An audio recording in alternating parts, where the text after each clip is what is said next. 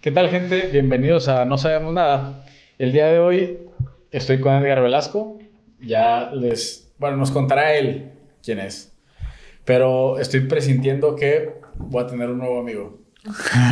Pero Ojalá que sí. por lo menos un mentor. O sea, así te estoy sintiendo, Edgar. ¿Cómo estás? Bien, bien, bien. Agradecido por la oportunidad de venir acá a platicar con ustedes. Y bueno, a ver qué sale. No, gracias a ti. Hace rato te comentaba, a veces es difícil encontrar entrevistas. Quiero que sepan que la acabamos de escribir y ya está acá con nosotros, compartiendo su tiempo, que es lo más valioso que tenemos. Entonces, te agradezco un montón, Edgar. Ya verán, bueno, ya vieron el título, ya vieron la portada, etcétera.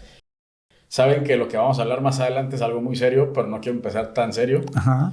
Quiero que vayamos rompiendo el hielo porque cuando estuve recapitulando las cosas que quería preguntar, eché un vistazo en tu Twitter y encontré algunas cosas pues que hicimos match.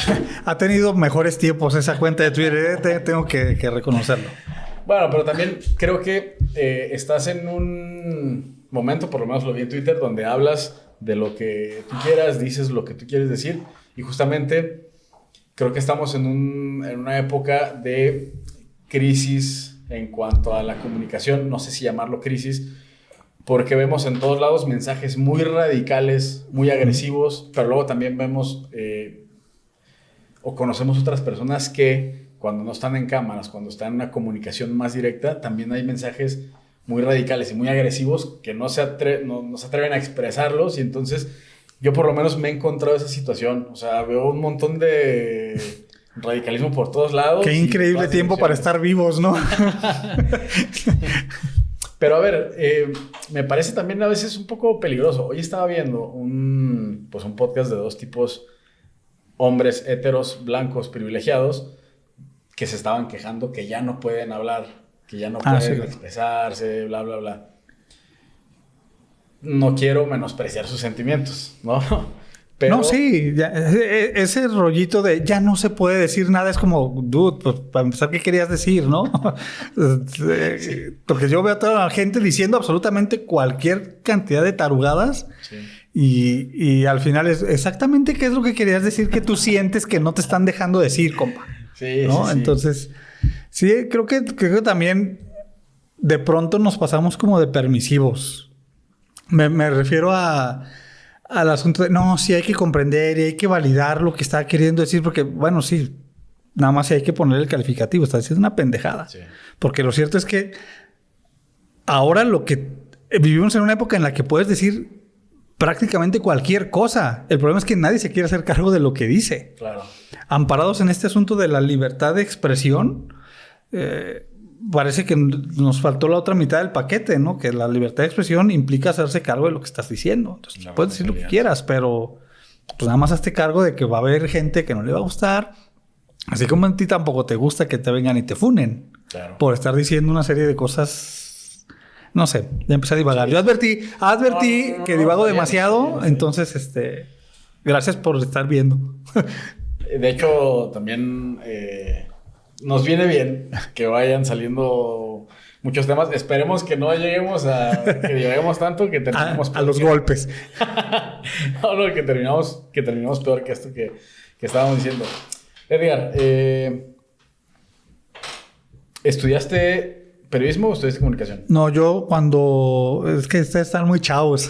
Ustedes están chavos. No, estudié, todavía me tocó ser comunicólogo, previo a que hubiera esta como hiperespecialización, ¿no? Me tocó la temporada, digamos, todavía floreciente de comunicación en los finales de los 90, principios de los 2000. Y pues caí en comunicación huyendo de las matemáticas, siempre lo he dicho, no me avergüenza. Y ya dentro, casi por tradición familiar, nadie en mi familia ha sido periodista, ni remotamente cerca, pero a mí me gusta contar la anécdota de que desde que tengo uso de memoria, mi abuelo siempre estaba leyendo un periódico. Yeah. Siempre. La imagen de mi abuelo es leyendo el periódico. No voy a decir cuál. Bueno, sí voy a decir cuál. Leía El Occidental, ¿no? Que era el que tenía a la mano en ese entonces. Y siempre tenía El Occidental. Se lo heredó a mi padre. Y luego yo ahí... ¿El Occidental era de los de...? OEM. Ey. Era de la Organización Editorial Mexicana. Es Vázquez Raña y Ajá. esos, sí eran de esos. Ajá, de ese grupo. Tenía su... Bueno, creo que todavía lo tienen, porque derivó en una cosa como semanario, no recuerdo, Okay. ahí por la calzada. Por la calzada y Revolución estaba el edificio. Antes muy grande y después le fueron comiendo espacio como a prácticamente todos los periódicos de la ciudad, ¿no? Porque también creo que justamente el occidental, pues no se pudo asentar como en acá, ¿no? Porque, por ejemplo, en el centro del país son muy fuertes. O sea, el grupo... Sí, el Sol de México, el grupo Sol, digamos, Sí. todos los soles son muy fuertes. Acá, pues, la tenía cabrón. Digo, pues, se pueden decir Sí. toda. Acá la tenía cabrón porque además tenía que competir, al menos de esa generación de diarios, digamos, con El Informador, con sus subidas y bajadas, y con otro que seguramente a lo mejor, no sé si todavía les alcanzó, el 8 columnas. Que tenía todo el presupuesto de la UAJ ahí puesto, Sí, ¿no? Entonces, el 8 calumnias le decían. El 8 calumnias, efectivamente. Y el otro era el accidental. Oye, y hablando de esta temporada, ahorita que dices lo de tu abuelo, que siempre tenía un periódico, el mío también, mi papá también, y ellos consumían más el público. Es que tus papás deben ser como de mi generación. Entonces, yo haz de cuenta que una vez que ya llegué como a la adolescencia, empezó a circular un periódico, era un semanario, creo que estaba vinculado, seguramente lo estoy inventando, pero creo que estaba vinculado al Grupo Notisistema, que se llamaba Por Escrito. Okay. Salía todos los viernes. Entonces, ese fue como no sé si el primero, pero uno de los primeros tabloides en la ciudad, porque tanto el 8 columnas como el Info, el Occidental y tal, pues eran todavía este formato enorme, sábana que le llaman, ¿no? Y el Por Escrito era un tabloide chiquito.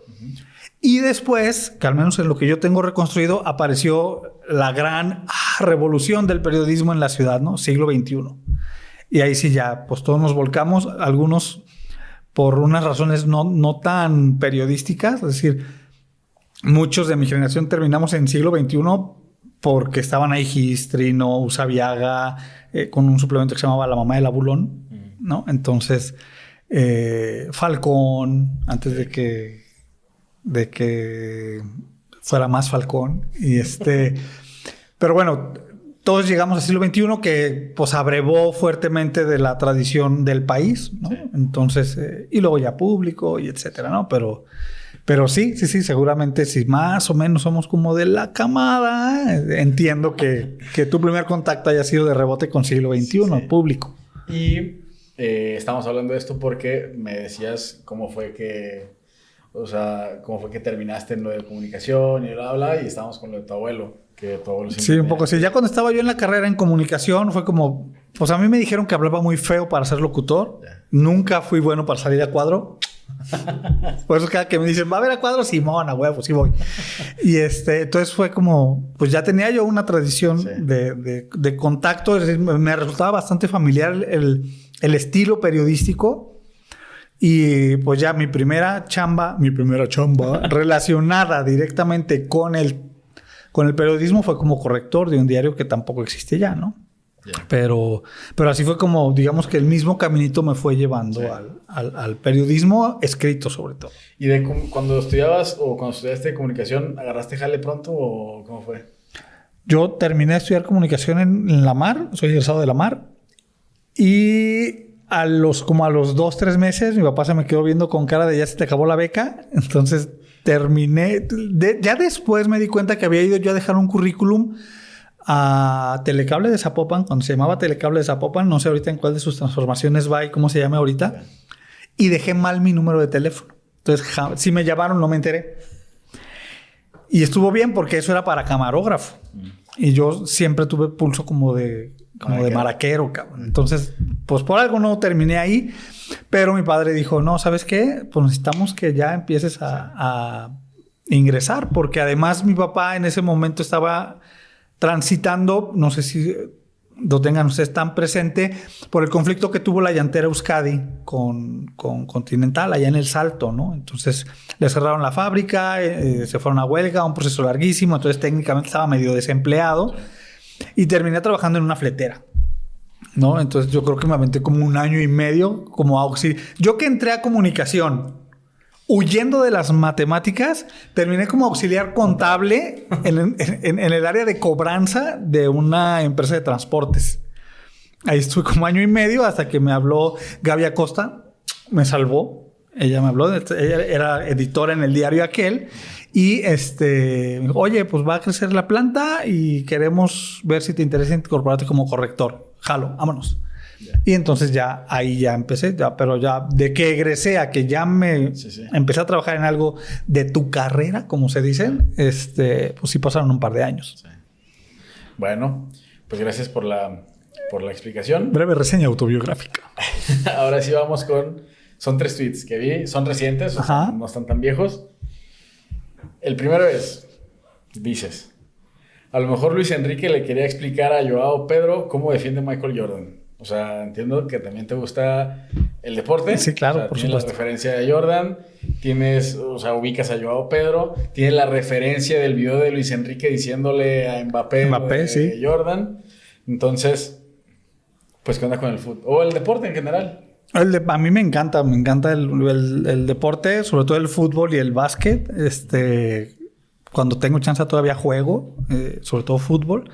Y pues nada, me encanta pues estaba como el auge de cuando se fue Mbappé al Madrid, que está muy atento a todo lo que está diciendo Luis Enrique, que sí, a la verga, ya me voy. y se va del equipo, ¿no? Y pues acababa de perder Luis Enrique el partido. Bueno, no Luis Enrique. El PSG perdió la final del Mundial de Clubes y se armó ahí el forcejeo. Entonces dije, sí, muy inesperado. La verdad es que de ese PSG no fue el que le partió la madre a mi Madrid. y bueno, quise jugar un poco con la coyuntura de que se le estaba dando cuerda al video con el forcejeo. Y además es un muy buen video. No, sí. La explicación de Luis Enrique está muy chida. Me he encontrado que personas de algunos años más que yo, tienen muy clavada la referencia de Jordan. Y lo de la clavada me salió nomás por decir, no pensé en el básquet. Si esto hubiera ocurrido antier, habría yo venido con una playera de Jordan que traía puesta ese día. O sea, pero sí tiene como, Jordan marcó una generación, ¿no? Jordan marcó a muchas generaciones. Está tan marcado que LeBron no logra superarlo. Sí. No logra superarlo, no digo en sus marcas, sino superar el tema Jordan, ¿no? Sí. Kobe Bryant lo intentó. Y Kobe Bryant terminó diciendo, no, güey, no. O sea, perdón por haber dicho lo que dije. Este güey no tiene par. Soy su apóstol, ¿no? Y entonces sí. Y LeBron sería su... Y LeBron, pues nada, LeBron es LeBron. Pero a ver, entonces es que lo de Jordan es... A ver, no sé, igual no soy tan seguidor de la NBA, pero creo que la comparación entre Jordan y LeBron quedarían como la comparación de Space Jam la primera con la de Space Jam la segunda, ¿no? Un poco sí. Digo, también son estos debates medio bizantinos de que no llevan a ningún lado y todo el mundo va a tener siempre la razón, ¿no? Es como decir, Pelé o Maradona. Güey, pues los dos, cabrón. Pelé, Maradona o Messi. Verga. O Messi, bueno, la comparación Messi y Cristiano todavía es más llevadera porque son más contemporáneos, ¿no? Pero no es el mismo básquetbol que jugó Jordan que el que jugó LeBron, pues no. Simplemente, o sea, LeBron es bueno, está bien, pero lo que hizo Jordan es otro pedo. Sí, porque trascendió el básquetbol. Pues sí, o sea, todo lo que hizo simplemente en el área del marketing. Sí. Es decir, Nike es lo que es ahora por Jordan. Y que recién salió una película, no la vi. Sí, pero un poco más o menos va por ahí. No fue una gran apuesta de la marca decir, pues este güey, pues parece que juega bien, vamos apostándole. Y pues le salió. Sí. Y fue una revolución de marca. Es decir, pues simplemente las playeras del PSG, alguna serie de playeras trae el logo de Jordan. Sí. Porque, o sea, el monito la silueta, ahí está, pues. Sí, claro. Entonces es un gran jugador. O fue un gran jugador y una gran marca, pues. Claro.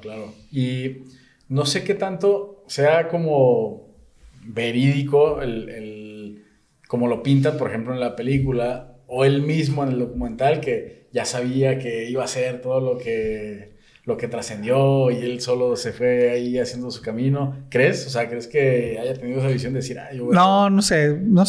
Yo creo que la vida es muy caprichosa y dudo que alguien pueda imaginarse, pero lo dudo como para para todos los que han llegado a esos niveles, ¿no? Es decir, yo dudo que esos 4 escuincles en Liverpool en los 60 se hayan imaginado el tamaño de monstruos que iban a ser y que iban a seguir todavía vigentes tantos años después, ¿no? O sea, lo que hicieron los Beatles es increíble, pero si a mí vienen y me dicen, no, desde que empezamos sabíamos que íbamos a llegar hasta allá, no lo sé, Rick. Sí.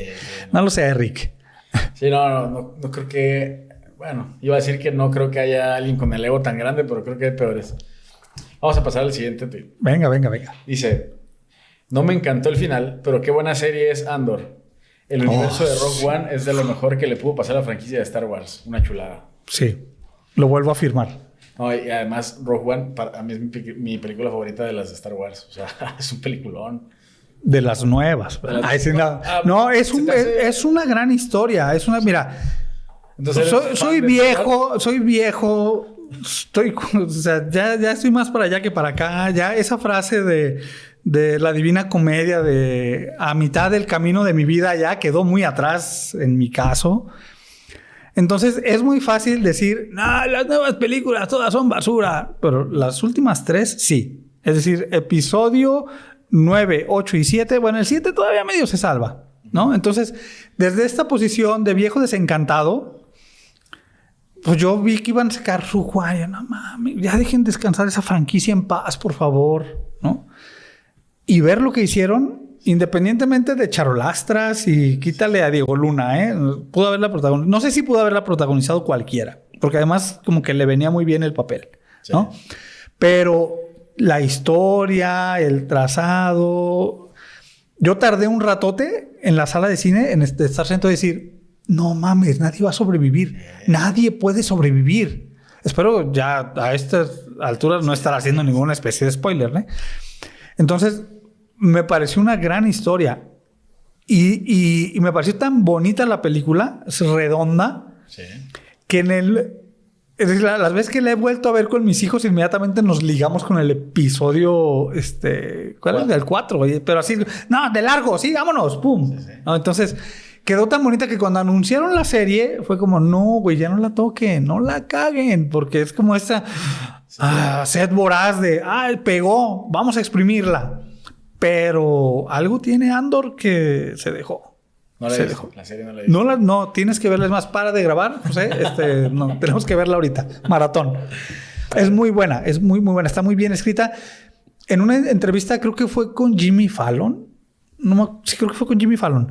Le preguntaron a Diego Luna cómo se sentía estar en una película de Star Wars sin sables de luz y sin tanta estridencia. Y entonces dice... Le preguntaban sin la fuerza. Entonces él se aventó ahí un rollo de... No, es que la fuerza está presente. Entonces es como todo este asunto de... Todo lo que vimos en las otras películas es aquí la semilla. Es cómo germina una rebelión. Cómo va creciendo. ¿Qué hay debajo? Todas las intrigas. Es más una novelita que este gran universo de la galaxia, ¿no? Entonces, es un producto muy disfrutable. Muy disfrutable. Fíjate que la película... Bueno, ahorita te voy a mostrar algo que justamente vi hoy y lo guardé para mostrártelo. En la película vemos... Bueno, yo estaba muy chico cuando las vi por primera vez, ¿no? Entonces, no entendía el trasfondo político y demás. Por primera vez en Rogue One vi a un Darth Vader furioso. No, por supuesto. Yo te lo juro, la sala en la que fui a ver esa película estalló en aplausos cuando sucedió esa escena. Y creo que a todos los que crecimos viendo la saga original nos hacía falta válgame, esa fuerza, ese lado oscuro. Sí. Porque en las otras películas se acaba como... y ahorca, pero es como... Pues sí, impone, pero es como, ¿por qué tienen tanto miedo? Sí, ¿no? Sí. Ahorca por Bluetooth. ¿Qué pedo? Corre, no, se va a caer, no se puede parar. Además, las coreografías de los 70 eran como muy chafitas, ¿no? Sí. Entonces, esa entrada es brutal. Sí. Nos hacía falta. Entonces, es buenísima. Sí, no, esa escena donde todos se quedan como, ¿qué pedo? ¿Qué pasó? Ajá. Porque se va la luz. O sea, ajá, ahí sí. En el puente de la nave se va la luz y se escucha la respiración y prende el sable. Sí. Los hace pedazos a todos. O sea, ahí la sala... Que además hay una versión, hay un reel en el que le pusieron la música de una canción de Metallica, de ¿Por quién doblan las campanas? De Metallica. No lo voy a decir en inglés porque no voy a exhibir aquí delante de todos ustedes. Mi inglés es pésimo. Pero ¿por quién doblan las campanas? Entonces, además cuadra perfecto. Igual al rato se los busco y se los mando. Porque hasta cambia un poco la vivencia, ¿no? El sentir. No, pero sí, es increíble. Se me hace... Es brutal. Entonces, y hablando de esto, de lo que pasa en una rebelión, te quiero mostrar este short que vi así casualmente. Este tipo, quien dice eso, igual y lo conoces. Yo no lo conocía hasta que lo vi hace rato. Bueno, igual ahorita te la pongo. Vamos a verlo primero. Pon un poco de arte callejero en Star Wars. Él dijo, ¿qué? Y yo dije, siempre que hay una guerra en cualquier parte del mundo, hay arte rebelde. En Star Wars tienes personajes tipo nazis. Tienes toda esta lucha y no hay graffiti. Y él dice, tienes razón, Dave, y deberías hacerlo. Me volví un nerd total, aprendiendo el idioma Aurebesh, el idioma de Star Wars, y estoy añadiendo el graffiti para que sea preciso. Y él dice, está bien, e intenta pagarme. Y yo digo, no quiero que me paguen. Métanme en la peli para poder decirles a mis amigos que estuve en Star Wars. Tengo como un segundo de pantalla. Me voy a casa, escribo una historia sobre el trasfondo de mi personaje y pienso, oh, es demasiado aburrido gritarlo en inglés. Voy a aprender Kutes. Pon un poco de arte. Entonces, está buenísimo, no lo había visto, está buenísimo. Justo lo que decías, que Diego Luna dijo, ¿no? O sea, pues hay un montón de cosas. En una rebelión hay otro montón de cosas. No, pero está buenísimo, ¿eh? Necesito que me mandes ese link también porque lo quiero compartir. Este asunto de las paredes hablan. Sí. Y yo soy fan, digo, hay unos tags que si dices, dude, ahórrate lo de la lata, compa. no hubieras gastado tu lata aquí, güey. Sí. Pero hay muchas otras expresiones del arte callejero con aerosol que dices, qué necesario es esto, qué chingón. Y creo que no había caído yo en cuenta de ese otro aspecto de los grafitis en Star Wars. Te lo mando. Y él es periodista y creo que vive en California. Y pues también, o sea, le interesan mucho estos temas. Lo busqué rápido y vi algo así. Y le mando saludos también a Rufián Silva, que es alguien que estuvo 10 años en el graffiti acá. Ya lo tuvimos también aquí en No Sabemos Nada. Y también saludos a Ángel Abundis. No sé si lo conozcas. No, ¿cómo le dicen? Pues Ángel. Pero Ángel ha trabajado, o sea, hizo investigaciones, bla, bla, bla, su tesis sobre el graffiti. Y que, por cierto, ahora está desarrollando un proyecto.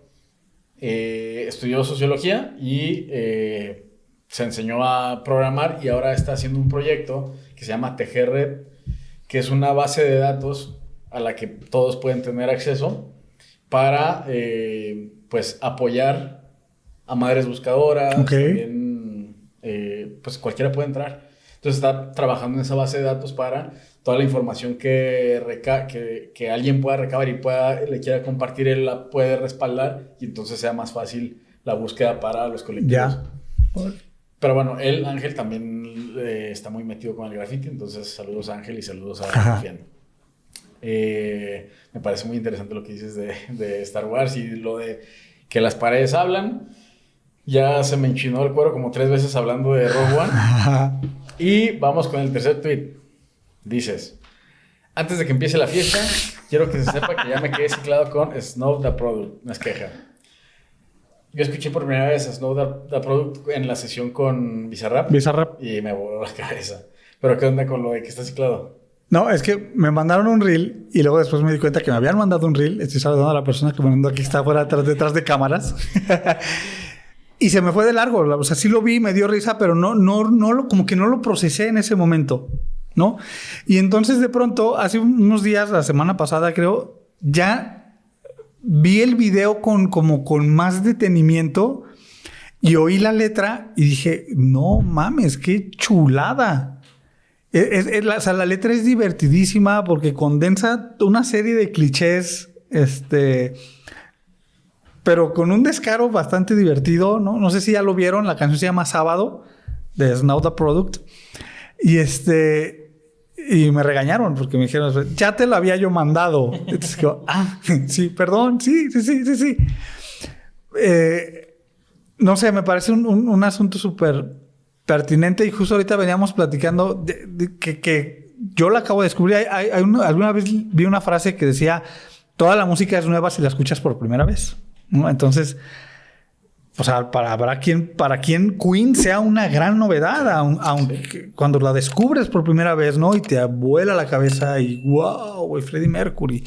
Entonces, aunque ya tiene muchos años Snow, ahorita encontrarla y decir, un señor de mi generación también puede escuchar Snow y fascinarse, porque además tiene cosas muy chidas que reflexionan a propósito de la identidad, ¿no? Pues a lo mejor es hasta cierto punto como un perfil medianamente común, es decir, esta persona como transfronteriza, ¿no? Que se mueve alcanzo a entender, no me he clavado mucho en su biografía, pero que tiene raíces michoacanas. Ella es, creo que de San Diego o de San José, California, algo así. Entonces, esta identidad mezclada que siempre ha sido tan peculiar y volcarlo todo eso en un género que hasta hace poco todavía era pues muy misógino y muy dominado por hombres, como es el rap, el trap y todo esto. Y la verdad es que es muy buena. Tiene canciones muy buenas que reflexionan sobre la identidad, la migración, el lesbianismo incluso, la misoginia. Entonces, sí fue como mira, wow. Y además esto que es sábado, que es un divertimento buenísimo, ¿no? Entonces, véanlo. Ahorita pónganle pausa a esto y vayan a verlo y luego regresamos. Sí, es buena esa Snow. Justamente ahorita que hablas de la identidad, en la sesión con Bizarrap, habla un montón de sus raíces, de lo de Michoacán, de los Tigres del Norte, bla, bla, bla. Entonces se avienta ahí unas rimas. No, incluso la parte esta en la que dice que pues es de la generación que ya está cansada de los vatos que tienen tribuna porque tienen dinero y tienen alhajas, ¿no? Y pues sí te habla como de otro perfil muy bueno. Es muy buena. Sí. Bueno, quería regresar un poquito a lo de público. Ese trabajo ya, digamos, en un medio, ¿no? Consolidado. No sé si tú te sentías consolidado. ¿Cómo fue? O sea, cuando estabas ahí decías, estoy feliz, estoy pleno. Híjole, no me hagas preguntas tan complicadas. Todavía tengo síndrome de estrés postraumático de mi experiencia por el paso por el diario, ¿no? Todavía cuando estaba muy reciente mi salida del periódico, la gente que me veía y me preguntaba, yo duré en público de 2006 a 2011, ¿no? Fue un paso, digamos, corto. Reconozco que me tocaron las obras de lo que alguna vez fue un gran diario. Y me refiero a las obras en cuanto a lo mejor suena muy mal. Voy a tratar de corregirlo ahorita. Me refiero a lo que ya era el diario, porque ya había una crisis económica, es justo la crisis de los medios, es la llegada de internet, no sé qué hacer de los periódicos, vendo contenidos, no vendo contenidos, tengo que irme a la web, no tengo que irme a la web. Fue un momento muy convulso, ¿no? A la que no supieron responder tan adecuadamente, al menos no los medios mexicanos, ¿no? Al menos eso es como yo lo veo. Pero al mismo tiempo me dio la oportunidad de trabajar con gente valiosísima, que fueron verdaderos maestros de vida, maestros y maestras, ¿no? Es decir, todavía alcancé a compartir redacción con Vanessa Robles, Agustín del Castillo, Sonia Serrano, Iván González, Antonio Ortuño, Mariño González, José Soto, Juan Carlos Núñez, que a quien le digas te pagaré una millonada por recibir un taller de esos güeyes, ¿no? Claro. Entonces, pues eso yo siempre lo voy a agradecer, ¿no? Pero sí las condiciones laborales, o sea, cuando la gente me preguntaba, ¿y no extrañas la redacción? Era como, puta, la redacción, por supuesto que la extraño, ¿no? Ese rush, ese ir y venir, charlar con la gente, ir a cubrir. Yo estaba en la sección de cultura. Nada más para que se den un poco una idea. Cuando yo llegué, la sección de cultura tenía como 10 páginas o 12 páginas. Éramos 8 reporteros, una editora, un coeditor. Cuando yo salí, era yo y uno más. La sección de cultura. Y eran 3 páginas, de las cuales 2 se jalaban de México. De la sección que armaba Milenio para cultura. Un poco porque era lo que... O sea, no nos daba para llenar más espacio. O sea, para cubrir más cosas. Y tampoco había páginas ya. Entonces, sí me tocó un momento muy ríspido con unas condiciones laborales muy tristes que desafortunadamente, por lo que me he alcanzado a enterar, prevalecen. Es decir, yo tenía ya como 3 o 4 años que había salido de público, ya de Milenio, y cuando me enteré cuánto le estaban pagando al reportero que estaba cubriendo en ese entonces, seguía ganando lo que entré ganando yo 10 años antes, ¿no? Entonces, sí creo que en el asunto de derechos laborales, yo siempre decía, güey, ¿cuándo vamos a dejar de denunciar en las páginas lo que está ocurriendo aquí dentro? Sí. Sí, eso siempre me ha parecido una incoherencia total. Si hubieras rascado mucho más abajo en mi cuenta de Twitter, bueno, creo que a lo mejor ni siquiera habrías llegado hasta ese punto, pero era como, ¿por qué tenemos que estar viviendo lo que estamos denunciando? ¿No? Es decir, ya me acordé del tweet que este comentario repetitivo nada más fue para acordarme de lo que quería decir. Alguna vez tuiteé que sí, el crimen organizado, sí, los políticos corruptos que quieren que los periodistas no hablen, ¿no? Sí. Pero mucha de la violencia contra los periodistas, mucha de la primera violencia contra las y los periodistas ocurre en el Departamento de Recursos Humanos. Claro. ¿No? Porque no hay buenos salarios, no hay buenas jornadas, no hay seguros médicos, no hay algo que soporte esto, pues, ¿no? Entonces, ha habido peores momentos, no sé ahorita exactamente cómo esté, pero me atrevo a decir casi con los ojos cerrados que no está tan diferente, pues. Yo creo que no. Y son condiciones en varios medios.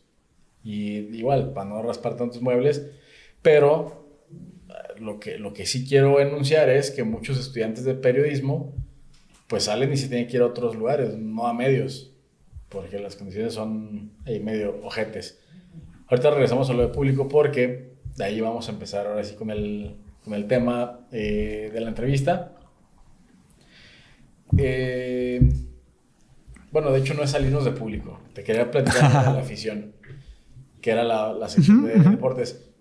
Me parecía que el cartón que publicaban, o sea, los lunes corríamos mi hermano y yo, lo sacaba mi papá y queríamos luego sacar para ver el cartón, porque... ¿Quién hacía ese cartón? Pues quién habrá sido. Me acuerdo ahorita de la afición, pero no me acuerdo del cartón. Creo que pues habrá sido Trino. Es probable. Y estaba, pues, digamos, la caricatura así en medio, abarcando mucho espacio de las dos hojas. Y a los costados ponían un montón de estadísticas. Siempre me gustó mucho. Entonces te ponían la jornada, cómo quedaron, cómo iban las tablas, los próximos partidos, goleadores, etcétera, etcétera. Entonces me gustaba un montón y corríamos a sacarlo, ¿no? Y casi yo me enojaba si mi hermano lo veía. Regresamos a público, hablando de... Bueno, espero que en ese momento estuviera chido. A ver, lo que entiendo de lo que me dices es, la relación con la gente era top, o sea... No, era buenísima. Te digo, era un taller, era un taller permanente, un aprendizaje constante sobre la marcha, contrapresión. Todo era muy bueno, todo era muy bonito. Y la gente con la que me tocó compartir redacción... es una gente de una nobleza y de una generosidad. No había ahí como estas luchitas de egos y tal. No, hombre, era vamos a hacer bien esto que estamos haciendo, ¿no? Uh-huh. A ver, Turco Viejo, ya me decías hace rato de dónde viene el nickname, y de ahí sale la calle del Turco, ¿no? Ajá. ¿Escribías la calle del Turco en público? Sí. ¿No era en cultura? No, era una... El público tenía su sección de opinión y entonces yo me acerqué a Ramón Rivas, que era el editor en ese entonces, y dije, oye, no hay modo de que me des una columnita y tal. Y me dijo que sí, me abrió un espacio los viernes, cargaba yo todo el peso de la historia porque el lugar donde salía la columna era debajo de la columna del padre Chuchín, que a lo mejor ustedes no se acuerdan quién chingados es, era Jesús Fregoso, Jesús, algo así, no me acuerdo bien de los apellidos, pero hacía una columna de historia interesantísima y aburridísima, pero era muy interesante, era muy bueno, era una eminencia, ¿no? Si tú lo googlean, el padre Chuchín era una eminencia, era un cronista genial. Yeah. Entonces yo les decía que yo cargaba el peso de la historia, ¿no? En mi columna. Y pero pensando, ya te comentaba, nada más si no quedó grabado, para los que se incorporaron a la grabación, como suelen decir, yo había visto el nickname, bueno, el apodo de Turco Viejo en un personaje de Rubén Fonseca, escritor brasileño, buenísimo, vayan a leerlo. Aparece un personaje, ni siquiera me atrevo a decir secundario, sale ahí mencionado en una de sus novelas, es un matón a sueldo que aparece un par de páginas y desaparece por completo. Pero a mí se me quedó, lo empecé a usar como nickname y pensando un poco en cómo se iba a llamar este espacio, a mí siempre me ha gustado esta figura de... Siempre me ha llamado mucho la calle, ¿no? Me gustaba caminarla, antes la caminaba más, ¿no? Creo que mucho del periodismo que me interesa ocurre precisamente caminando en la calle, ¿no? Y lo decíamos hace rato con lo de Andor, ¿no? Los grafitis, las aceras, las banquetas. Nunca fui hábil para la patineta, pero me gusta ver a los morros haciendo piruetas en las patinetas, ¿no? Entonces, quería retomar el concepto de calle. Y caí en otra mención completamente periférica, aleatoria. La calle del Turco aparece mencionada como un lugar espacial en 2 novelas de Ibargüengoitia. Así nomás, pasando a la calle del Turco. Entonces, como pensando en... No las había... O sea, estaban en mi cabeza. Yo ni siquiera cuando lo leí no dije, sí se va a llamar una columna cuando la tenga. Pero pensando ya en cómo ponerle fue como, claro, la calle del Turco. Entonces ya la hice. No tiene ninguna especie de registro ni nada. Pero me gustó el concepto y así lo he ido conservando en las diferentes etapas y espacios en los que ha aparecido la columnita. Entonces empecé a publicar ahí los viernes con el apoyo de Ramón Rivas y con el peso de la historia sobre mis líneas. Y que ahora la podemos ver en Zona Docs. En Zona Docs todos los viernes, excepto cuando no. Saludos también a Darwin, que si me está viendo, espero que ya me des fecha para la entrevista. Hay fila. A ver, en la calle del Turco, esto nos vamos a ir a 2010. Ajá. Ahora con la serie de Lobo de Dios de Marcial Maciel, pues ha venido como una, pues no sé si revuelos y como que cuando a la gente dice, sí, cierto, aquí lo teníamos y lo sacan. Que me parece, bueno, hay un montón de cosas que no entiendo, o sea, se me hacen inexplicables. Pero sobre el tema de Marcial Maciel, ¿no? En 2010, tú escribías La calle del Turco en público. Uh-huh. Y por ahí en esas fechas, el Vaticano le dice a Sandoval Iñiguez que va a ser... Se rumora, se suelta un rumorcito. Ya como rememorando bien, se soltó el rumor, empezó a sonar el nombre, así como en este asunto de, pues puede ser, puede no ser, ¿no? Entonces, pero bueno, sigue haciendo tu preámbulo. Sí, es que no hubo como tal la instrucción. Yeah. Fue como que luego ya conociendo al personaje casi te puedo asegurar que hasta él mismo aventó el rumor, ¿no? No sé, no te lo puedo asegurar pues, pero... Y entonces se rumoraba entonces que le iban a asignar el comisariato para, pues, no sé si limpiar, ¿no? No, el término es todavía peor. Purificar. Sí, cierto, purificar a la legión, ¿no? Y a los legionarios. Entonces, primero, la primera pregunta es, ¿cómo era en ese momento, lo que recuerdes, el tema de Maciel? O sea, ¿estaba ahí enterrado? ¿Qué se hablaba en esos momentos sobre lo de Marcial Maciel? Pues es que no me acuerdo ahorita exactamente cuándo fue que se murió, pero debe haber sido más o menos por esas fechas. Aquí tengo la fecha. ¿No? Se murió en... 2008 me parece. Ahí está. 2008. 30 de enero de 2008. Ajá. Ya ves que los procesos luego son pues muy lentos, ¿no? En algunas instituciones, sobre todo en la Iglesia Católica, muchos procesos son muy lentos, ¿no? Entonces,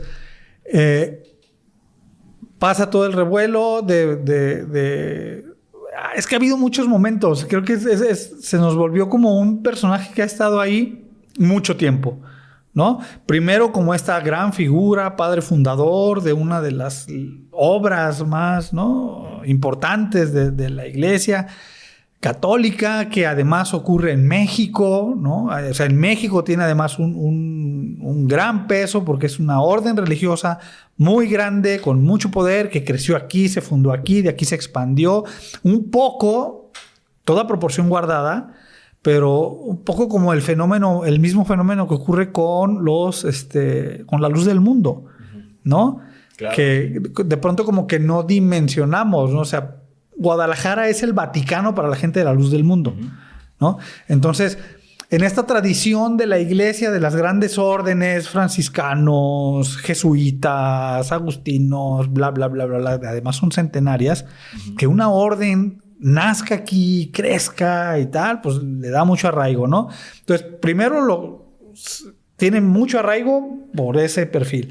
Y luego de pronto llega el 97 y crack, resulta que todo era una pantalla, ¿no? O no una pantalla, pero que había algo muy turbio debajo, Sí. ¿no? Y luego llega el 2001 más o menos, con el programa que conducían Javier Solórzano y Carmen Aristegui, que se llamaba El Círculo Rojo, que le da otro como revival al tema, ¿no? Para la gente que tenga el contexto, en el 97, 8 legionarios, que luego les decían los 8 magníficos, hacen públicas las acusaciones en televisión. Ajá, sí, les da mucha cuerda. Otro personaje que no es el mismo, o sea, tiene el mismo nombre, pero era otra cosa en ese entonces, que se llamaba Ciro Gómez Leiva. ¿No? Sí. Entonces, en un canal muy pequeño, que era CNI, Canal 40, y que le costó la vida al canal, Sí. difundir ese material, ¿no? Entonces, pasa eso de CNI, pasa lo de Aristegui, y entonces hay como un continuo de presencia de Maciel. De modo que cuando muere, pues ya está toda esta revolución. Y para quienes ya vieron, digo, tampoco es que sea como mucho spoiler, pero ya la serie es muy pequeña, la que acaba de salir en HBO, son 4 episodios. Para cuando muere Maciel, ya hay unos procesos, unas investigaciones echadas a andar, de modo que a él lo separan completamente de la Legión. A él le dicen, padre, guárdese ya o esto se va a hacer más pedo, ¿no? Entonces, como parte de este proceso, se ordena una revisión integral, una no sé cómo decirlo, revisión muy profunda. Y llegamos entonces a 2010, ¿no? Que es como necesitamos purificar a la Legión porque hemos descubierto que no solo fue Maciel, que hay muchos más y que muchos de los abusados se convirtieron en abusadores en estas relaciones como medio turbias, medio extrañas, que ni siquiera me atrevo a emitir un juicio, ¿no? Contra las personas, ¿no? Es decir, ¿en qué momento haces lo que te hizo tanto daño, no? Sí. Pero son vivencias muy extrañas. Entonces, pues mucha gente descubre que quienes fueron víctimas en su momento se convirtieron en victimarios y entonces es como tenemos que limpiar esto bien, purificar es el concepto que usan y entonces hay otro revival a las historias, ¿no? Entonces es cuando se suelta el run de que Juan Sandoval Íñiguez, o como lo conozcan ustedes, el Cavernal, el Cara de Bagre, el Hocicón, el Jetagüera, no sé, cada quien llámelo como quiera, pues aparece, cabrón. Entonces yo digo, desde mi posición de don nadie, yo tengo algo que decir al respecto, ¿no? Entonces hago una columna a partir de las declaraciones que él hizo, porque hay 2 figuras que yo me permito decir que le han hecho mucho daño a la Iglesia Católica en México, ¿no? Que han sido Juan Sandoval Íñiguez y Norberto Rivera. Y hay que ponerles nombre porque ponerles nombres a estas 2 personas o a las personas que lo hacen mal también permite guardar distancia de las personas que lo hacen diferente o que lo hacen, digamos, mejor, ¿no? Como puede ser el obispo Raúl Vera. Que dices tú, no mames, ¿a poco de verdad estamos hablando del mismo negocio? Ya, sí. ¿No? Como Onésimo Cepeda, en toda esa opulencia y el poder que tenía el Estado de México, forma parte del mismo equipo que Raúl Vera, que hace mucho trabajo social, está con la gente, los pobres se le acercan, o con, en su momento, ay, se me fue el nombre de Tatic, el obispo de San Cristóbal de las Casas. Samuel Ruiz García. Samuel Ruiz. Samuel Ruiz con el trabajo súper comprometido con las comunidades indígenas en Chiapas desde mucho tiempo y después, sobre todo, atrajo mucho reflector a raíz del alzamiento, bueno, de la salida a la luz del alzamiento zapatista, ¿no? Y entonces es como, güey, esta gente sabía y esta gente cobijó y esta gente atacó a la gente del 97, ¿no? Y protegió a Maciel. Y entonces sale Sandoval Iñiguez a decir, sí, yo siempre supe que ese güey era un enfermo, que estaba loco, que no sé qué. Es como, dude, no puede ser así de hipócrita. Bueno, sí puede. Y entonces fue que hice una columna en la que yo daba, güey, a mí el ejercicio de la columna, al menos como alguna vez lo puse por escrito en una de las entregas para Zona Docs. Hay columnas muy buenas, ¿no? Como de pronto luego veo las columnas de Salvador Camarena en Ciudad de México o aquí. Me gusta mucho la columna de Jonathan Lomelí porque ofrece mucha información, es muy bueno manejando datos y explica muy bien las cosas y te revela, ¿no?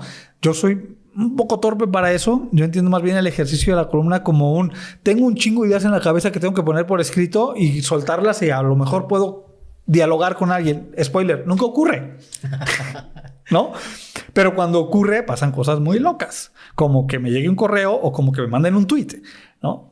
Un DM, ¿no? Sí. Entonces, pues entonces yo tengo todas estas ideas y pum, las pongo en una columna que además se recordaba al otro tontín, Emilio González, con una frase que se volvió muy célebre, que estaba en una peda, en una cena de beneficencia, y cuando traían el argüende del cheque para el mausoleo que se está construyendo allá en el Cerro del Tesoro, y dice, ¡qué desmadre, don Juan!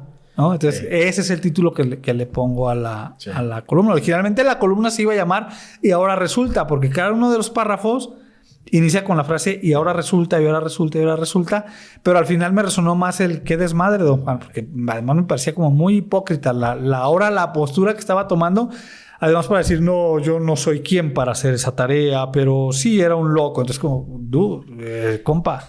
Desequilibrado mental fue como lo calificó.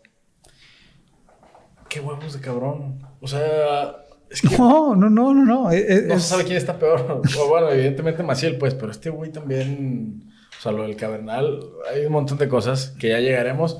Y que no se me olvide lo de Ciro Gómez Leiva, porque también traigo ahí un comentario.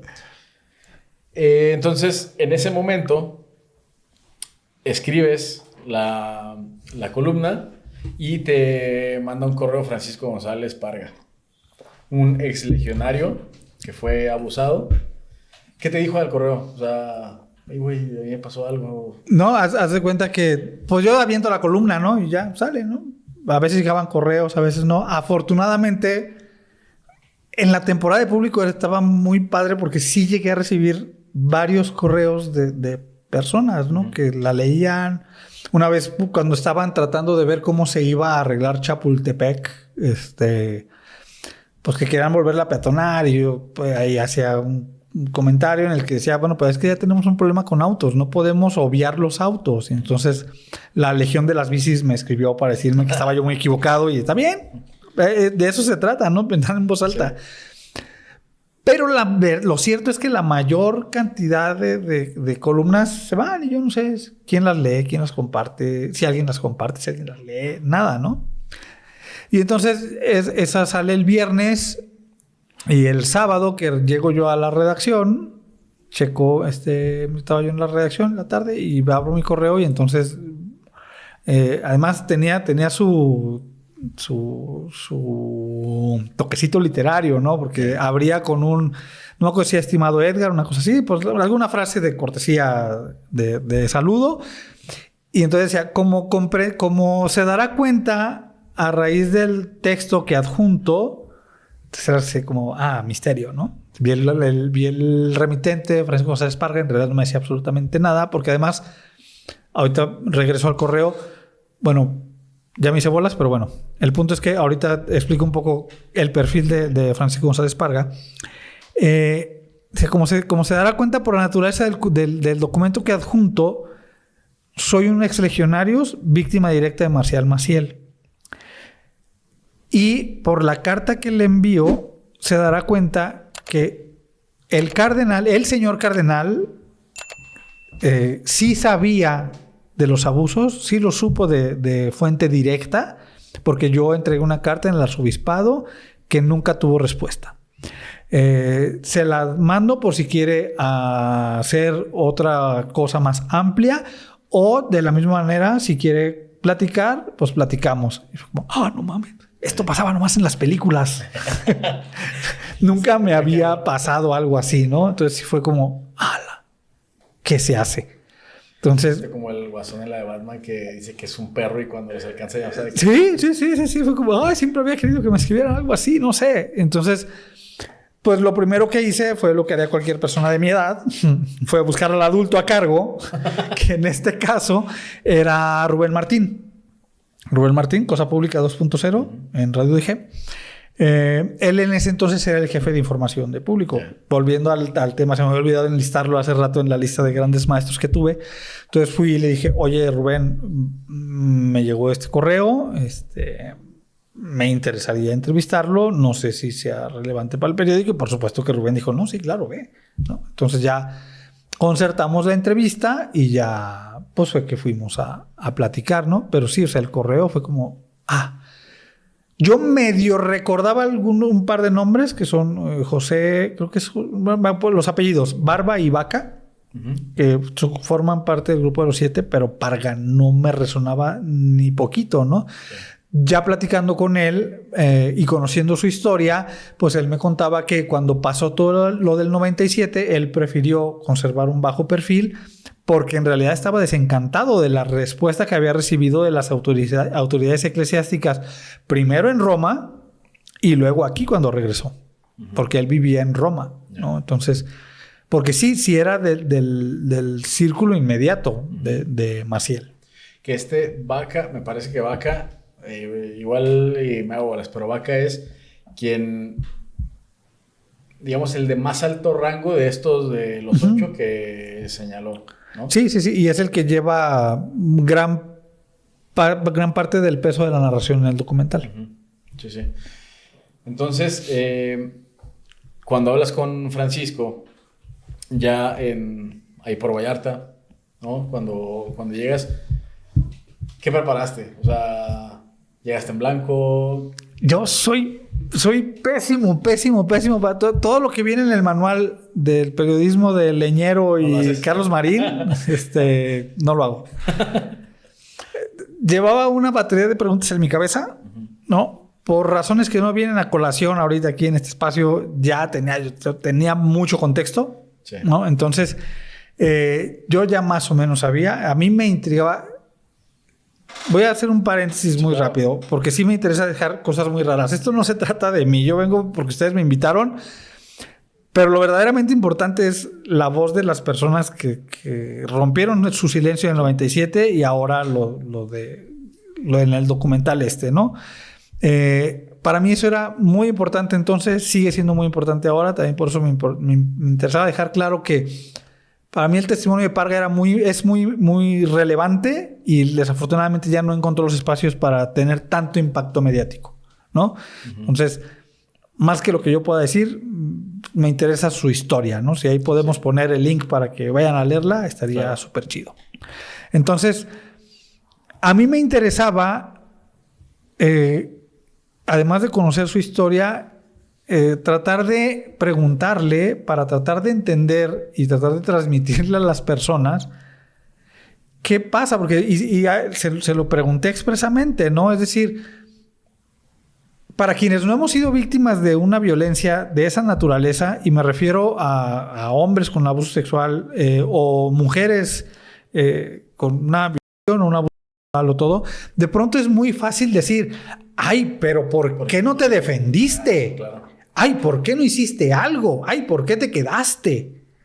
¿No? Entonces era como, a ver, cuéntame su historia, pero y hay un momento en la plática en la que le pregunto, ¿no? Es decir, a lo mejor podemos entender una primera vez, pero estamos hablando de casi 10 años de abusos. ¿Qué pasa? Me intriga mucho ese grado de manipulación que queda bastante bien retratado en el documental de ahora de HBO, y que lo ponía yo en la columna que publiqué recién, en la que le di una segunda vuelta a la entrevista. Este grado de manipulación del que era capaz Maciel, se me fue la idea. Pero bueno, el punto es ese. Era algo como... Ahora está el testimonio de esta señora, mujer de apellido Sada, no registré el nombre, yo no conocía su caso, que ella forma parte de las religiosas asociadas, ¿no? El Regnum Christi. También, paréntesis, dicho sea de paso, es hija no, con el puro apellido tienes. Defensa. No, con el puro apellido tienes para saber qué estaba buscando ahí Maciel, ¿no? Sí. Pero que al final también te habla de la manipulación de la que fue víctima. Claro. Y tanto Parga como... ya me acordé a dónde quería llegar ahorita. Cuando empezamos a ver el documental y escuché yo los testimonios que empiezan a contar, era exactamente lo que a mí me había narrado Parga hace años, ¿no? Y entonces era como... Es que todo el mundo terminó escapando, ¿no? Todo el mundo tenía este asunto de tenemos que romper con esto, y era una escapatoria porque el grado de manipulación era brutal, pero era un modus operandi, eso era criminal. Sí. No era algo que pasó porque las circunstancias se dieron. No, escuchas el testimonio de uno y de otro y de otra, y es más o menos lo mismo, ¿no? Entonces, pues a mí eso me parecía como... Parga usa en la charla un asunto, una comparación muy, muy particular, ¿no? Que dice su grado de manipulación estaba al nivel de... Entonces dices, órale, no, yo no lo puedo entender, pero pues tampoco era una amiga date cuenta, ¿no? Sí había todo ahí una estructura, porque además juega con una serie de estructuras de poder, de chantajes, que para quienes a lo mejor no estamos tan cercanos a esta idea religiosa del castigo, el infierno, el tal, pues a lo mejor podemos decir, ay, no mames, güey, es un cuento de niños. Pero cuando es parte de tu vida, pues sí son botones que están ahí y que se activan, y que este señor era muy hábil para activar. Claro. ¿No? Culpa, cargo de conciencia, chantaje, bla, bla, bla. No, y además, no es solamente lo que en su fe les pueda significar pecado, culpa, lo que sea, sino que hablando del lado del individuo, es también, ¿y mi familia qué me va a decir? Sí, claro. Primero en el sentido de, me voy a salir de aquí. No, será cabrón, pues, ¿cómo? ¿Por qué? ¿O qué pasó?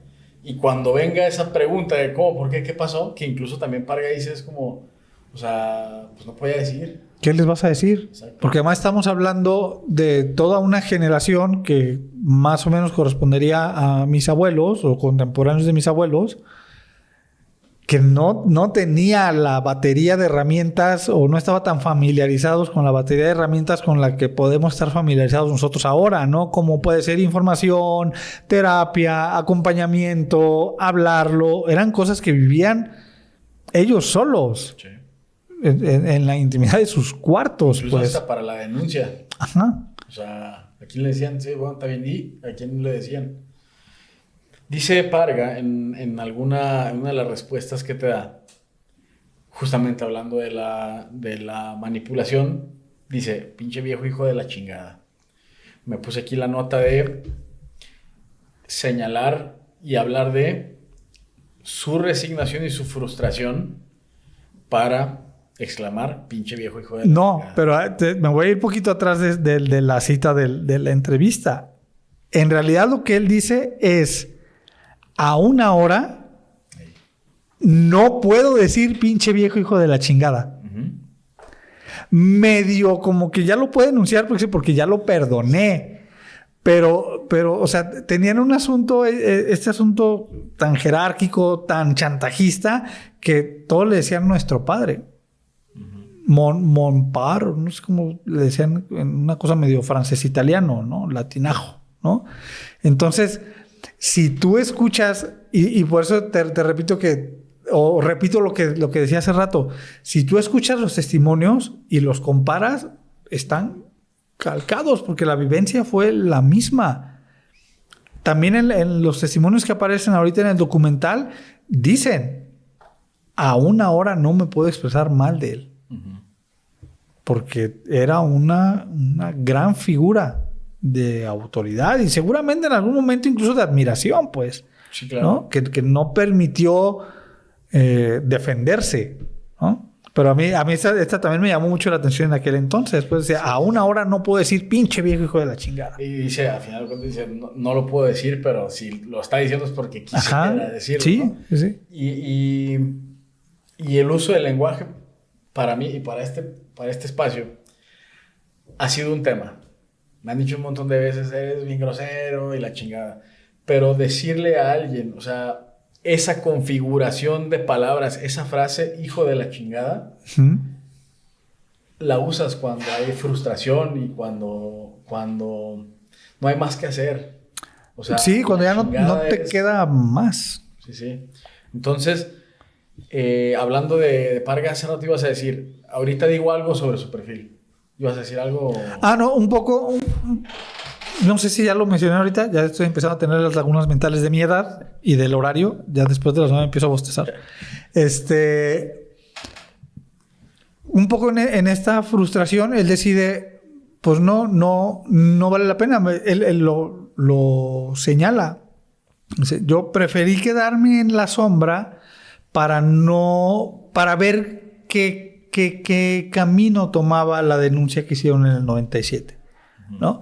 Ya después, pues ya pues quedó como un tanto, bueno, a mí me da la impresión de que quedó un tanto periférico, pero no porque no quisiera, sino porque así las circunstancias lo fueron dejando como en la orillita, o al menos esa es como la impresión que a mí me dio, pero él lo tenía súper asimilado y yo, de hecho, a la entrevista me acompañó Marco Aurelio Vargas, un fotógrafo de ahí de la redacción de Público. Y yo le pregunté expresamente al señor Francisco, le digo, oiga, ¿le pueden tomar fotos? Y dice, sí, ahora ya no me importa. En algún momento no hubiera permitido. Pero ya estaba como yo percibí que tenía la necesidad también de dar a conocer su historia. Sí. Que al final, ahora que salió la columna, que lo googleé para ver si podía como rastrearlo, fue que me di cuenta que murió recién, bueno, no tan recién, pero hace poco, pero sí alcanzó a publicar un libro, sí, sus memorias, que está ahí en Amazon, ¿no? Entonces, lo anotaba también como el preámbulo que hice para republicar la entrevista. Su testimonio a mí me parece como muy valioso y vale la pena también, sí, echarle un ojo, pues. Dice, y es por ahí en los párrafos de cuando está hablando de la manipulación, dice, la fe cristiana aceptada radicalmente se presta muchísimo para manipular. Puedo hacer que hagas lo que yo quiera. Uh-huh. Y hablando de los dogmas de la fe cristiana, de la religión, pues también está encubierto Maciel en ese concepto, ¿no? O sea, a mí no me puedes decir nada, ojete. O sea, aquí se hace lo que yo digo y no... Sí, porque además los chantajeaba, ¿no? Y los amenazaba y incluso ya cuando entras a posiciones jerárquicas, pues te arriesgas a no seguir creciendo en posiciones, uh-huh, de autoridad y cosas así, ¿no? Sí. O por el contrario, no dices nada, te voy cobijando para que sigas creciendo, ¿no? Mientras me sigas guardando mi secreto. Claro. Y justamente ahí con lo que decías hace rato del modus operandi, le aplicó a varios, no sé si a Francisco González también, pero un tema de dejarte sin posibilidades, por lo menos dentro, porque a Sada, a Vaca, los mueve de sus lugares para que queden, digamos, pues sin una red de apoyo Y entonces, sí, claro. ¿qué te va a decir o qué vas a hacer tú que estás en otro país solo? Dependes hasta para comer de él. ¿Qué vas a hacer? ¿Qué le vas a decir? Y pasa también, o lo repitió, con la primer mujer con la que tiene hijos. Ajá. Se la lleva de Tijuana a otro lugar donde no va a tener una red y puede, pues, hacer a diestra y siniestra lo que quiera. Sí, claro. Cuando termina saliéndose de la Legión Parga, huyendo de la Legión, él estaba en Roma. Ya. Creo que era Vaca el que estaba en Estados Unidos, ¿no? Sí. Entonces, pues sabía perfectamente bien qué hacer y cómo, ¿no? Sí. Entonces, la verdad es que el documental es muy... Bueno, no sé si poner el calificativo de muy bueno, pero pues sí tiene esta información porque además creo que nos permite, ahorita que hablábamos de este continuum de siempre, siempre está como presente, pues también está chido que esté siempre presente, porque cuando se nos empiezan a olvidar las cosas, que además en México tenemos un tema terrible con el asunto de la memoria histórica, pues empezamos a dar pie para que se empiecen a repetir ciertos patrones. Sí. Y entonces, de pronto, también está bien, creo que sea recurrente y que estemos todo el tiempo recordando que una persona pudo hacer todo eso y fue aplaudida y fue cobijada y venerada por otra figura que además fue muy venerada, ¿no? Sí. Como fue Karol Wojtyla, alias Juan Pablo II, ¿no? Entonces es como no podemos dejar de hablar. Qué bueno que volvió a salir el documental. Sigamos otra vez y las veces que sea necesaria, porque la verdad es que sigue ocurriendo. Bueno, asumo que sigue ocurriendo en diferentes niveles y en otros espacios. Lo decía más o menos como un lamento de que ahí está y no pasó nada. O sea, un montón de gente lo supo. Y sobre todo también en el Vaticano lo sabían desde antes de los 60s y se callaron un montón de cabrones.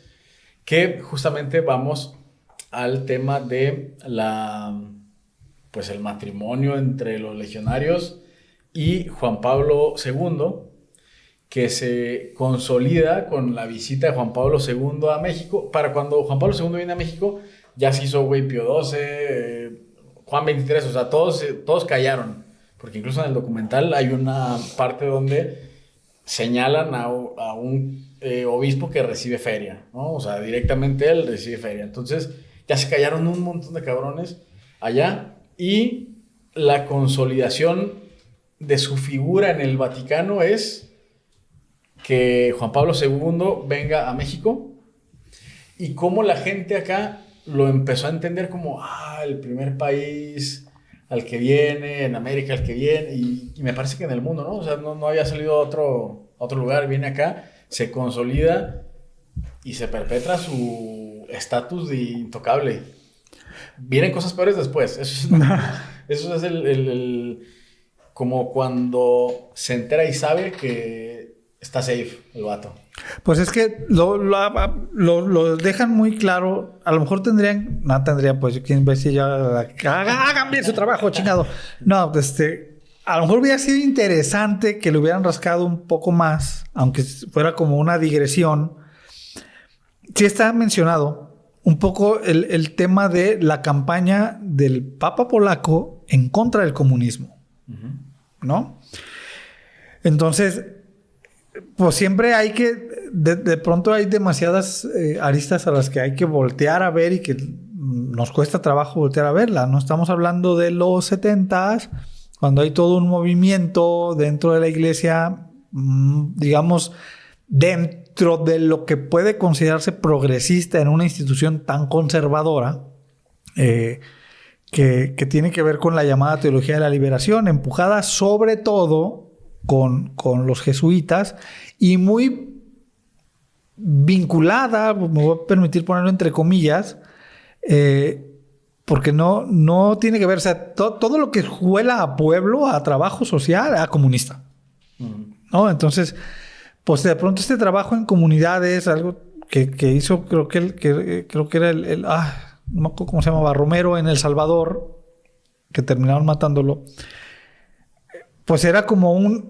oigan, acá hay mucha opulencia, pero acá tenemos un chingo de pobres. Y entonces empezó a ocurrir todo esto en América Latina y se les empieza a tachar como de socialistas, comunistas, vamos contra ellos.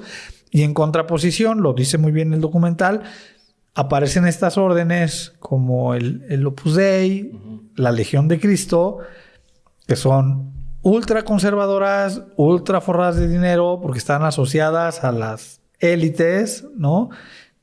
Y entonces, pues si tenemos a un cura, a un obispo que viene huyendo de la Polonia comunista y que quiere evitar que la iglesia transite hacia ese camino como está transitando, sobre todo en Brasil, Centroamérica, un poco México, pues entonces el gran bastión, ahí se cuelga Maciel y se convierte en el gran bastión de este perfil de iglesia, ¿no?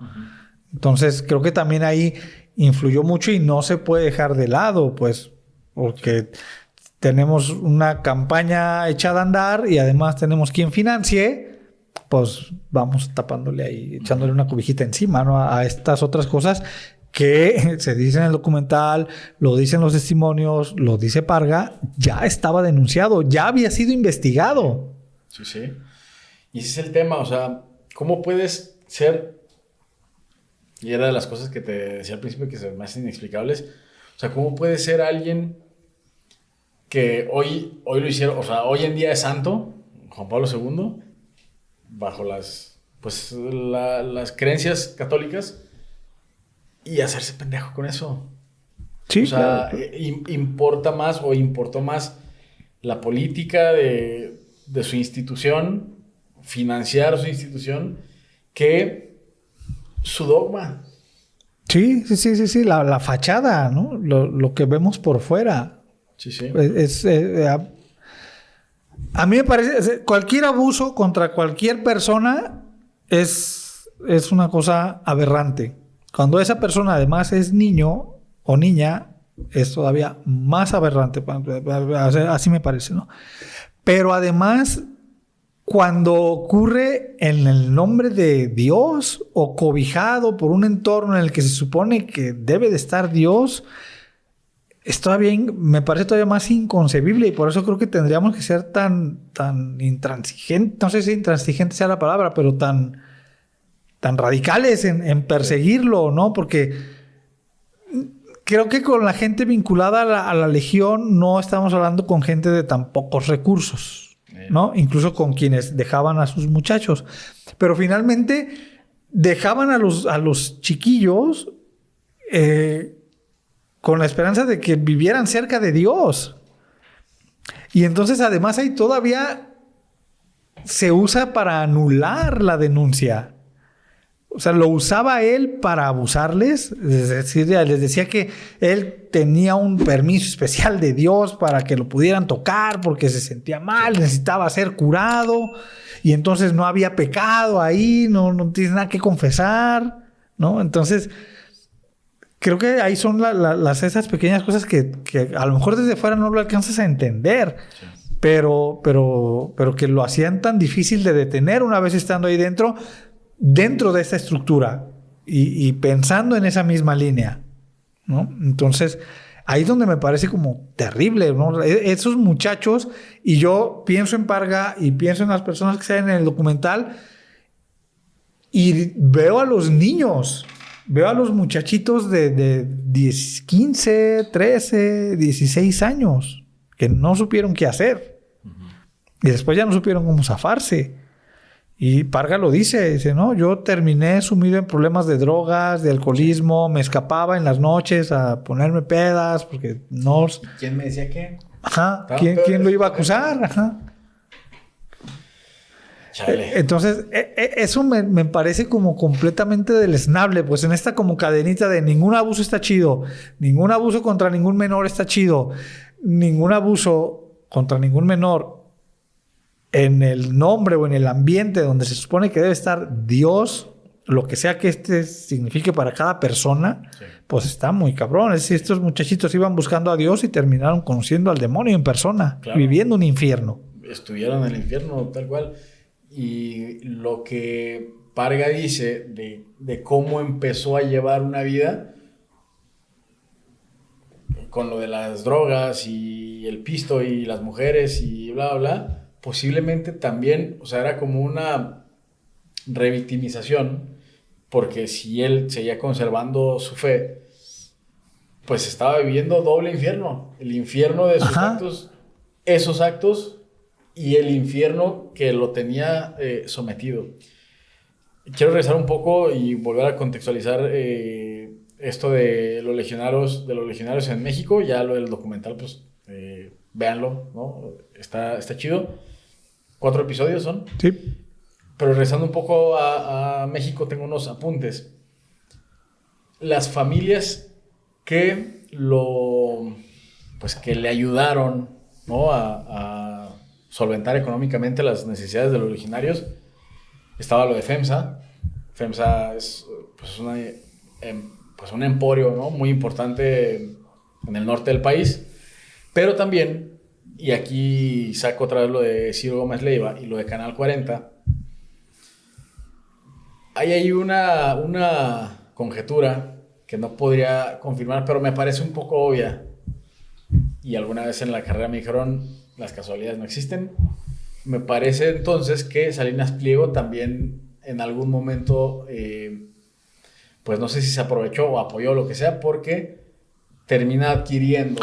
No, sí, por supuesto. Digo, no me atrevería yo a vincularlo con el asunto de Maciel, pero pues el gran ganón del ahorcamiento del que fue sujeto CNI Canal 40 fue Salinas Pliego, que ya se había medio hecho de Imevisión y terminó convirtiéndolo en TV Azteca, pues, ¿no? Lo que conocemos como TV Azteca.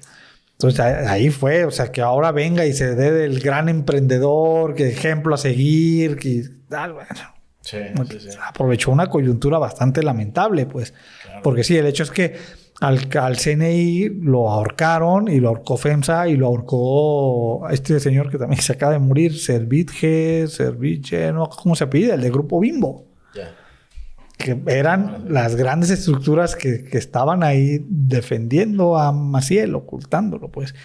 Empujadas, me atrevo a decir, no voy a acusar, porque ahorita no se puede decir todo, ya no puede uno decir nada.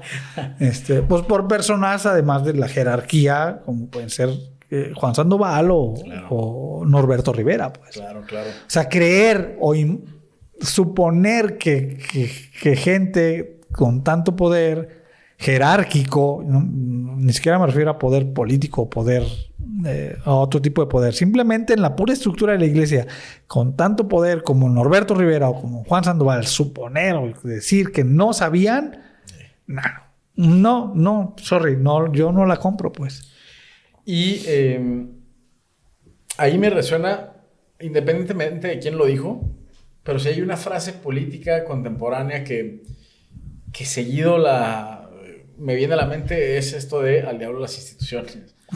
Sí sabes quién lo dijo, ya sabes quién. No, claro.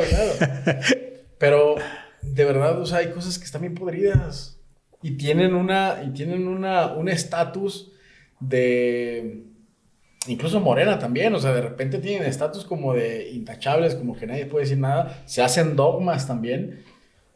Pero me parece tal cual, o sea, esa frase como, así como veíamos lo de pinche viejo hijo de la chingada, o sea, le hablo a las instituciones, está bien ojete, o sea. Pues yo lo decía hace rato, sí creo que también vale la pena. Yo soy partidario de que la vida tiene un chingo de grises. No hay blanco y negro, pues. Es decir, hay gente, yo conozco gente que está haciendo un trabajo muy valioso dentro de la iglesia católica. Y de otras religiones y de otros credos, ¿no? Incluso, pues hay perfiles seguramente dentro de Morena que no están allá, que no se apellidan Noroña, ni Sheinbaum, ni López, ni Delgado, ni toda esta ranfla de personas que de verdad les interesa cambiar las cosas, como seguramente también hay en el PAN, aunque no coincida yo con su forma de ver la vida, ¿no? Y seguramente, bueno, a lo mejor no. A lo mejor en el PRI sí de veras no hay nadie, ¿no? Pero no sé, este radicalismo también de ¡caben a todos los curas! Pues no, güey, hay curas que sí son bastiones de sus comunidades y a los que la gente los quiere un chingo. porque están comprometidos y dan un apoyo que no encuentra en otras partes las personas, ¿no?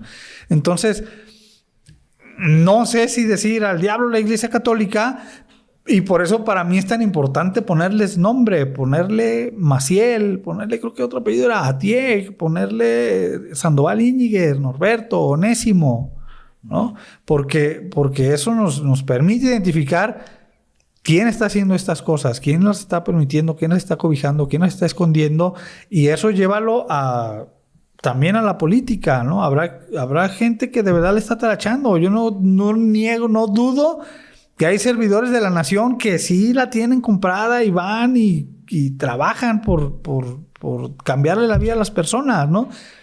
Que la cúpula diga que no está obligada a ser austera, ya es otro pedo, ¿no? O sea, que salga Noroña y diga, estás confundiendo la austeridad en el gobierno con la austeridad personal. Yo no estoy obligado a ser austero. Es como... Güey, o sea, sí tienes razón, pero no vengas y me lo refriegues en la cara, porque todo el discurso sobre el que se construyeron es otro. Sí. ¿No? Pero pues debe haber gente. A lo mejor en el PRI, en el Partido Verde no hay. pero reitero, no me gusta plantearlo en términos de blanco y negro, porque es muy injusto para muchas personas, ¿no? Claro, sí, tienes razón. Es verdad. Al diablo, algunos de las instituciones.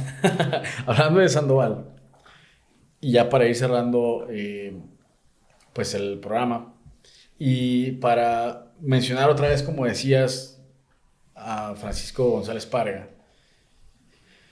que tuvo el valor de escribirte, de contar, y que esto pudo trascender. Y es que a mí me cuesta, o sea, que sí, que todavía existan los legionarios y bla, bla, bla. O sea, está bien, sí, estoy de acuerdo que hay gente que es buena, pero, o sea, no entiendo cómo no se acabó.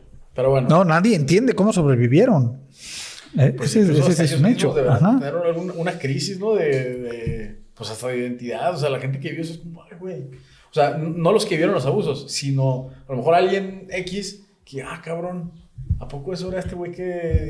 Santo, y aquí estoy metido, ¿qué hago? Sí, claro. Yo no dudo. Deberían de haber huido en desbandada. Pero lo cierto es que siguen existiendo y siguen administrando sus colegios. Sí. Bueno, Sandoval dijo, y era algo que mencionaba González Parga. Maciel era un desequilibrado mental, un loco. Parga dice, es hipocresía. Él sabía, le entregué una carta y él sabía. Bueno, no dice le entregué, o sea, decir que le entregué en sus manos. No, pero fue la entregó a su obispado, ¿no? Difícilmente lo iba a recibir ese. ¿No sabes más o menos en qué momento fue lo de la carta? O sea, ¿cuántos años pasaron para cuando Sandoval dijo que Maciel era un desequilibrado? Pues más o menos, es que está más o menos reconstruido en la narración que él me hizo. Él regresó a México, lo estoy ahorita tratando de recordar, está ahí marcada la línea del tiempo en la entrevista. Él regresó hacia mediados de los 90s. Entonces, pues habrán pasado pues sus 10 años, ¿no? Más o menos. Pero así que te diga, con fecha no me acuerdo. Creo que fue como en el 97, más o menos, 97. Pero bueno, también había un montón de denuncias desde antes. Sí, en el documental viene muy, muy claramente explicado que ya desde los 70, creo, ya se había abierto un proceso que lo mencionabas tú muy bien hace rato. Hubo un pago de por medio para que no solamente se paró la investigación, sino que se paró la investigación y se le reinstaló. Sí. Pues, qué hijo de la chingada. O sea, merece tal cual la frase que te dijo González Parga. Después salen un montón de cosas en el documental que sí, los invito a que la vean, pero este tema de que los legionarios también han podido hacerse de cierto capital al invertir en mercados como las armas, el farmacéutico. Sí, eso está bien cabrón. ¿No? O sea, es para volverte loco. Pero bueno, Edgar, te agradezco mucho que vinieras a contarnos con lujo de detalle cómo fue este encuentro. Y no solamente el encuentro, sino darle sus significados, ¿no? Ahondar, explicar lo que Parga te contó. No, al contrario, gracias a ustedes, y yo reitero, para mí lo importante es lo que dijo él, no lo que pueda decir yo, y tampoco se trata de ponerle palabras en su boca. Y quiero aprovechar rápidamente para saludar a la señora María Esther de González, que fue su esposa, y también nos permite dar como un poco de, pues continuó su vida. Evidentemente abandonó el sacerdocio, ¿no? Pues después de esa decepción habrá quienes habrán seguido, ¿no? Pero él abandonó el sacerdocio, se casó, tenía un negocio de traducciones. Ya. De estos de los servicios de... No sé si sigue operando, porque yo perdí contacto con él una vez que se publicó la entrevista, ¿no? Conseguimos, ya viendo la cadena de correos, vi que también le entrevistaron para la televisión del Milenio TV. Me hizo un par de observaciones. Yo no suelo hacer, y ahí está sentado en los correos que nos mandamos después, no suelo recurrir a esta práctica de enviarle a la fuente el material que voy a publicar. Yeah. No me gusta. Ese ya se lo mandé, me hizo un par de observaciones, nada que hubiera que cambiarle, pero yo rompí contacto hasta recién que lo googleé y supe el nombre de su esposa ahora a partir de un comentario que pasó a dejar a la columna, y creo que pues ellos son el principal testimonio, uno de la historia que pasó, de lo que puede contarse o de lo que pudo contarse, y de cómo pues la vida siguió para ellos. Sí. Pues para prácticamente, o sea, pues para todos, pues. No, y que pudo pues reconstruirse. O sea, es muy... La vida a veces es bien, bien difícil, o sea, te pone cosas delante que no... Así como no hablábamos al principio. Un poco, lo de yo, O sea, lo bueno no lo puedes... O sea, si lo sueñas te quedas corto. Lo malo a veces dices... No, también. O sea, porque ya busca a otros guerreros, Diosito. O sea, ya fue. O al menos manda presupuesto. Entonces, pues es digno de señalar que estas personas hayan podido pues salir a señalar y hayan reconstruido su vida, sobre todo. O sea, ese tema debe ser de lo más ojete que te pueda pasar. Que además, y aparece también vinculado en el documental, pues tampoco es algo que solo pasó aquí, no es algo solo privativo de Maciel, ¿no? Ahí hacen muy bien, casan cómo entraron en contacto con la historia de estos, de esta gente en Chicago, ¿no? Sí, que además está muy bien recreado. No sé si ya vieron la película Spotlight. Antes, cuando uno estudia periodismo, comunicación, pues las películas de cajón era El Cuarto Poder, ¿no? Entonces creo que Spotlight es una buena lección, sí, de periodismo, pero también de ver cómo está ocurriendo de manera paralela en tantos lados, y también hay toda una... Es decir, en su momento, no sé si lo sigan haciendo, pero la iglesia tenía todo un protocolo para esconder los casos, que al menos lo que pasó en Estados Unidos era como, no mames, hay denuncias aquí, cámbialo para allá. Pues mames, ya lo volví a hacer allá, cámbialo para allá. Hey. Y ahí los traían danzando y ahí iban dejando la estela de abusos, ¿no? Sí. Hasta que ya se volvió como más evidente. Claro. Entonces, pues es bueno no perder de vista que pasó aquí con esta figura tan culera como pudo haber sido Maciel, pero pues pasa en todos lados, y también no es privativo de la Iglesia Católica, pues es privativo, es algo que pasa en cualquier estructura de poder. Sí. Que justo también me parece que se apellida Perry, y si no se apellida Perry... ¿El ornitorrinco? Voy a quedar como pendejo, pero bueno. ¿Y dónde está Perry? Y él es uno de los periodistas que también sale en el documental, que pues justamente andaba ahí medio chambeando con eso, que luego los de Chicago ahí tuvieron como un enlace, y también acá fue que pues puede empezar esa investigación, ¿no? Justamente también la entrevista que tiene la primera señora con los dos hijos, con Carmen Aristegui también. En CNN, no mames. Este cabrón no conocía límites, pues. O sea, abusó de los seminaristas, abusó de la chavita, y abusó además de sus hijos. de sus hijos. Ya lo único que te queda preguntarte es, puta, ¿de cuántos no nos enteramos? Con esta historia que se hacía él mismo de que era un agente de la CIA y que iba... Y tenía un montón de pasaportes. Ajá. Y luego también lo del Vaticano a mí se me hace... O sea, ya no lo quería tocar, pero bueno, ya juro que es lo último que voy a decir del Vaticano. Hoy. Llevaba a los hijos al Vaticano y le decían papá y estaban ahí. O sea, es como... ¿Qué, güey? Nosotros estábamos platicando un poco cuando veíamos el documental, Vero y yo, era como... ¿Y a poco de veras no se dio cuenta hasta que vio el retrato en la revista la señora? También. Pero, pues no sé, claro, también estamos hablando, creo que hay que poner las cosas en contexto. El contexto siempre es muy importante.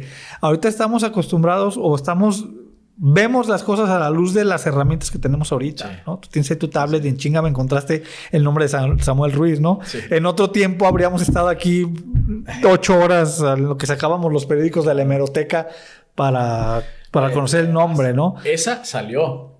Ajá. Quién sabe si antes hubo otras cosas que no salieron. Ajá. Además, pensaría incluso... Lo voy a decir. ¿Por qué lo pienso? O sea, lo creo. Capaz que mató gente también. No lo sé. O sea... Y era uno de los riesgos que los demás decían, hey, pues mira, a lo mejor no podemos decir que los mató, pero los testimonios que salen en el documental lo dicen muy claramente. Yo tenía miedo de que me pudiera pasar algo. Claro. Entonces, pues el miedo no anda en burro. Y recibieron amenazas algunos. Sí. Pero bueno, pues, ojete que la situación, que nos viéramos para platicar de esto, o espero que en otra ocasión podamos vernos para platicar de otras cosas, de Jordan, de Star Wars y de otras cosas. De lo que sea, yo pago para que me alquilen. Entonces, pues, te agradezco un montón. No, pero mira, hablamos de legionarios, hablamos de cine, de Star Wars, de periodismo local, ¿no? Tuvo vasto. Ay, disculpe. Pues... Me decías hace rato que también te dicen turco, ¿no? Sí, ya hay mucha gente que ya no me dice turco, entonces está bien. Bueno, pues si me permites te voy a guardar como turco. Perfectísimo. Te voy a pasar el enlace del reel que vimos, del short que vimos. Sí, por favor. Sí, por favor, para compartirlo. Pues muchas gracias. Esto sería todo. Esto fue No Sabemos Nada y nos vemos la próxima.